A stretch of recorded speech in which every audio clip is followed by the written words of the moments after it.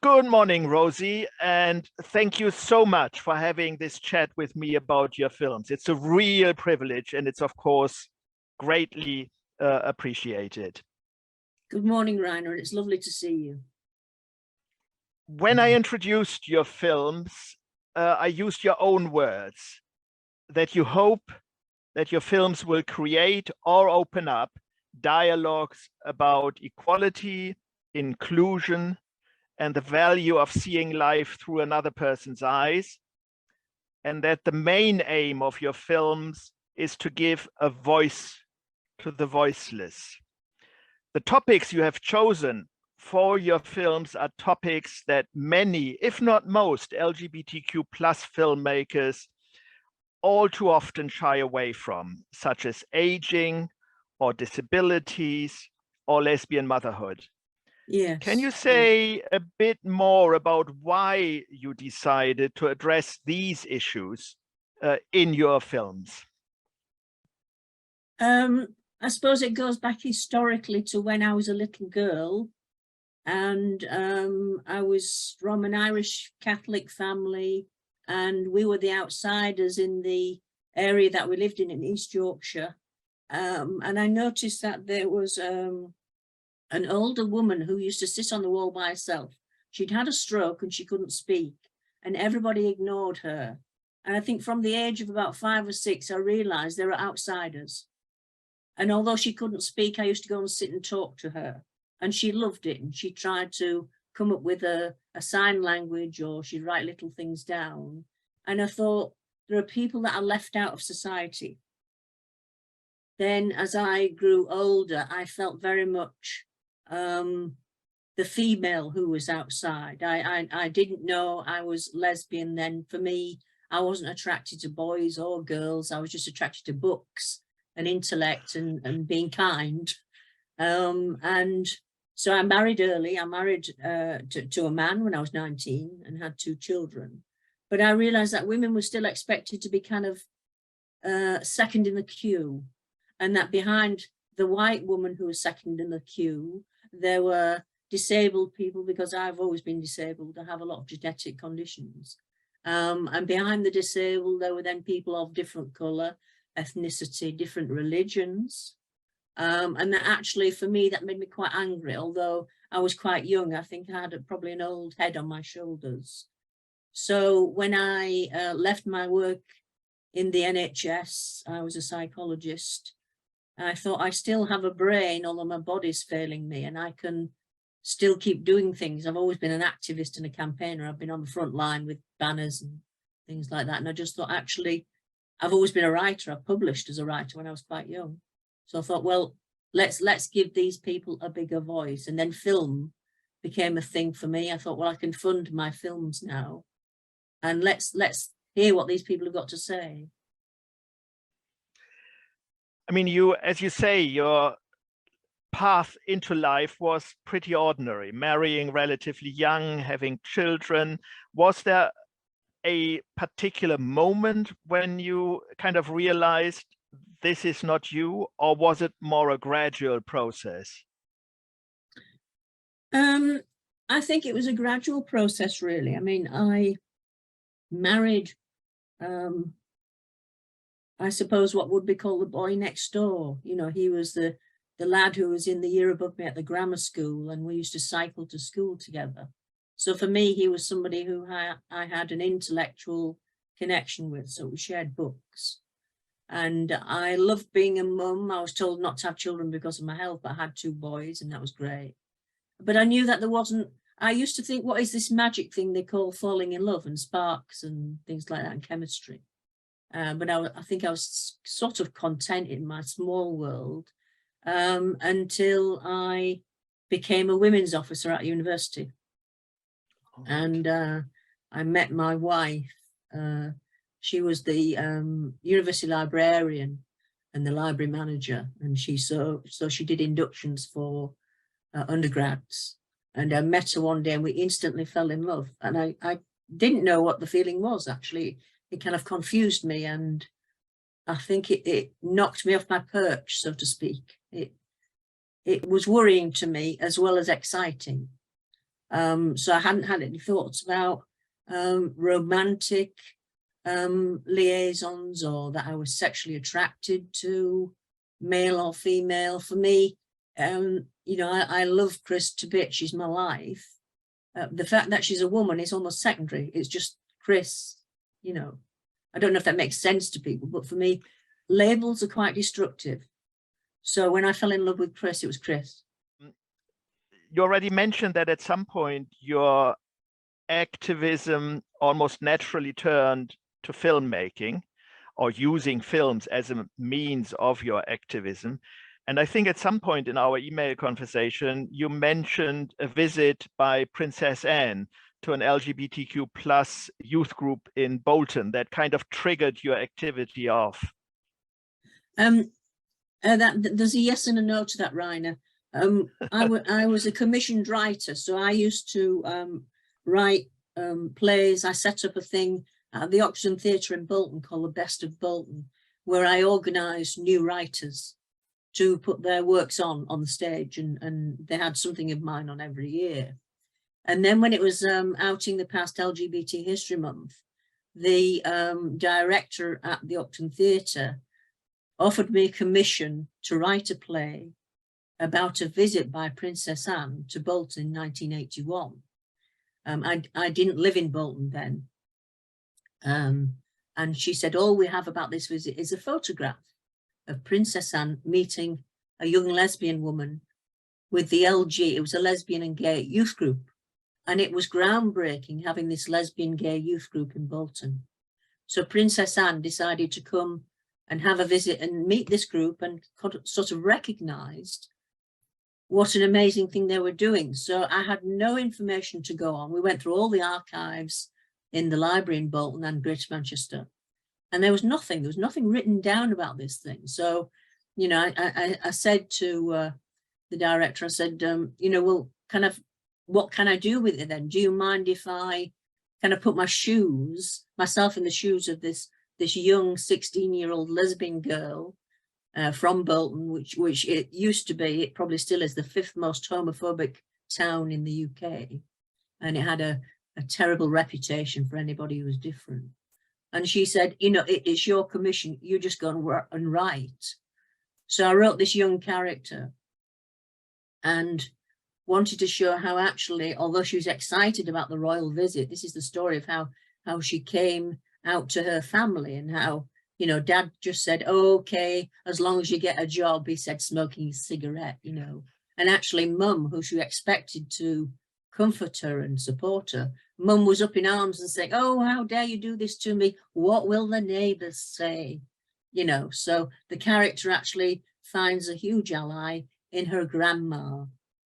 So that's what the little play was about. And it was a great success. We had it on for a month, and every time it was on, it was fully packed. So that you know, it was brilliant. I got paid for doing something I thought was really worthwhile, and I enjoyed it. So. But let's talk about your most recent film, The Price of Love, which has just been finished.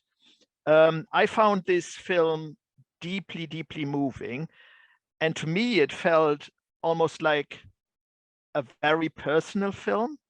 And I'm wondering whether you could tell us a bit more about what prompted you to make this particular film. Over the years, Chris and I have had friends, older gay women than us. I'm 66 and Chris is 64, who had been through a period of finding out they were gay when they were married and had children, I suppose a bit like myself. And so they went through the divorce procedure, and the time that they went through the divorce procedure, judges used to award custody to the husbands, and saying that because the mothers were lesbian, they were unfit characters. Mm-hmm. And,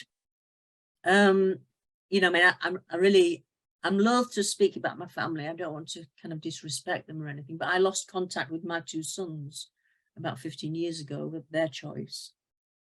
And I thought, there are a lot of women out there who are judged as bad mothers because they've lost contact or lost custody of their children.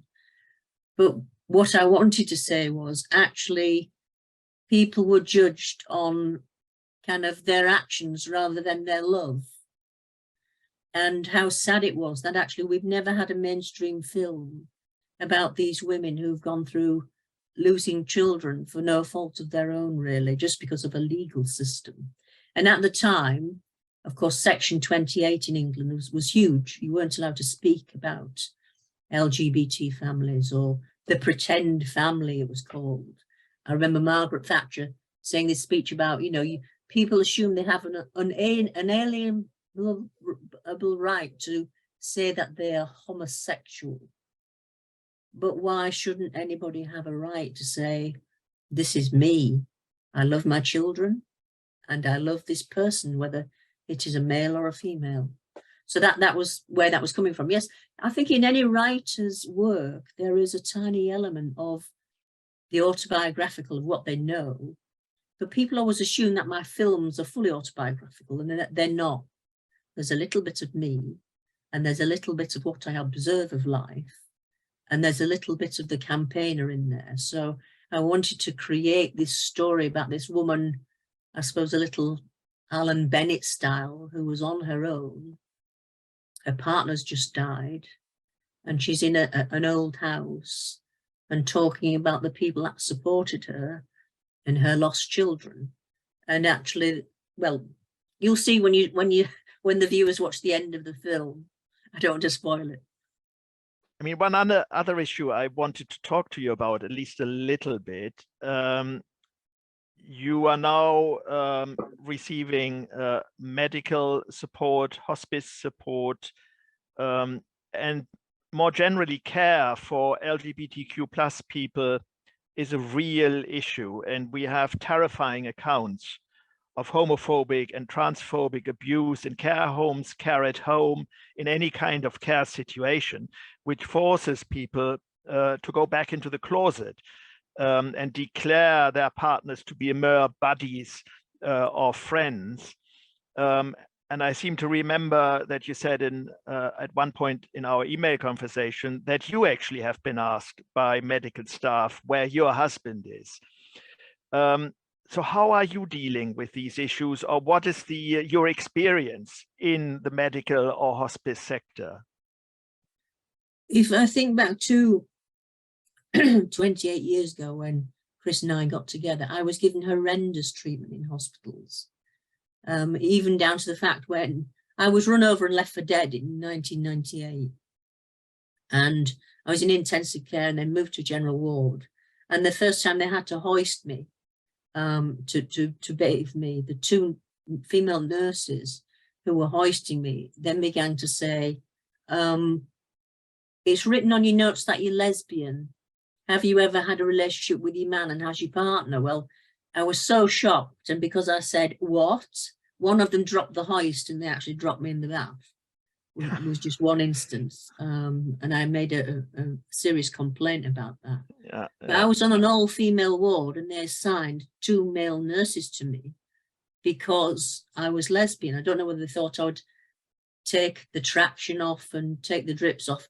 All of me was broken, my spine, my legs, skull fracture and everything. So I couldn't have leapt on any woman's body. So I don't know what their problem was.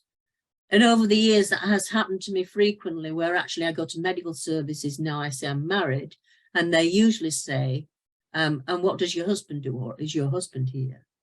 And my first day in Bolton Hospice, Chris went to park the car and I was wheeled in to wait, and the receptionist said, oh, hi, Rosie, yes, we're expecting you.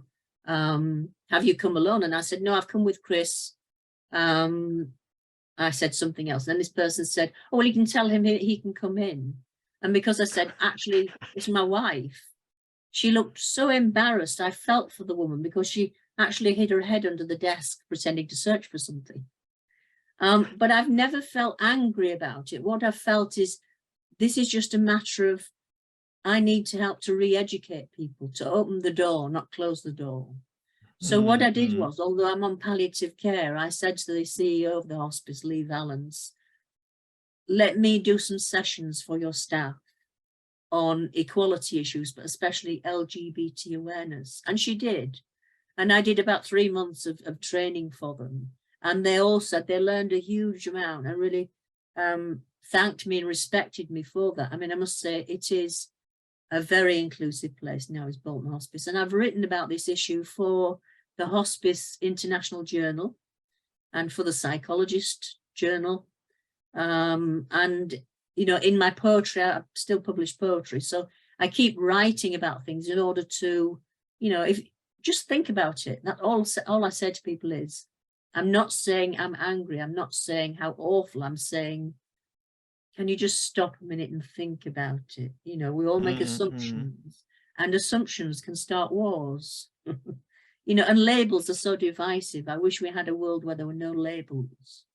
I mean, as a Quaker, actually, we don't do labels. We don't do Mr. and Mrs. And we don't do honour. Improved a little bit. A little bit. There's a long way to go. That's wonderful, actually. It's admirable. And yes, I mean, we are the first generation almost who, as open LGBTQ plus, go into the care system, unless we were we already needed care when we were younger. But in terms of old age care, we are probably the first generation of all out LGBTQ plus. So maybe we shouldn't assume, as I always kind of intuitively or unconsciously do, that the care sector should also be already reformed, if that's the right term, and accept us for who we are. I mean, I've heard terrible stories about photos being removed of de-LGBTQing, if that's a term, your home or your room, so that you don't give rise to any suspicion, in inverted commas, and don't face any abuse or ridicule, which is so I really sorry. For a lot of my I suppose experiences with staff and whoever I meet, and I've acted as an advocate for LGBT people as well as being their health champion, I always say, as Maya Angelou said, there are as many ways of being human as there are human beings. And if only we could, you know, move the barriers aside and say, actually, I don't assume you are heterosexual. I don't assume you are Catholic or religious or, you know, whatever, a meat eater or chocolate cake lover. You know, if we make things actually that just being human is enough and accept each other for our humanity, that would make an enormous difference in the world. You know, we can still keep doing it. It's a slow process. I mean, that sounds almost like a wonderful closing word, but I still ask you, is that basically the message that you would like your audience to take away from your films? Yes, absolutely. Enjoy the story. Each person has a story. We all have a backstory, and no backstory is a bad story or should be seen as secondary to anything. And that actually all we should always offer each other is acceptance, love, and kindness. Yeah, I'd just like to say actually that some of my films are about exclusion of a different kind. Like there's a short film called Dance, which you said you will show, which is about a woman in a care home. And this was based during COVID on my uncle's second wife. She had dementia and was sent away to a care home, but people assumed she had no connection with the world and she was left. So I wrote this little short story about a woman who, she doesn't speak and people assume she can't speak, and the nurses are pretty dismissive. But actually, a new nurse notices that she taps her fingers to music and she loves music. And so he decides that he will love her with music. And she comes alive, you know, and wouldn't it be wonderful if we could make the world come alive with just that recognition of what the other one needs? Well, thank you so much, Rosie, for taking the time for this chat, for your films. and for everything you've done in your campaigns for equality and inclusion. Thank you very much indeed. Thank you, Rainer. Yeah. Bye-bye. Bye-bye.